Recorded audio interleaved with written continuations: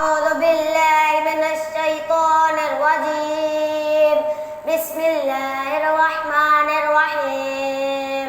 تبت يدا أبي لهب وتب ما أغنى عنه ماله وما كسب سيصلى نارا ذات لهب وامرأته حمالة الحطب في جيدها حبل من مسد صدق الله العظيم. أعوذ بالله من الشيطان الرجيم بسم الله الرحمن الرحيم ألم تر كيف فعل ربك بأصحاب الفيل ألم يجعل كيدهم في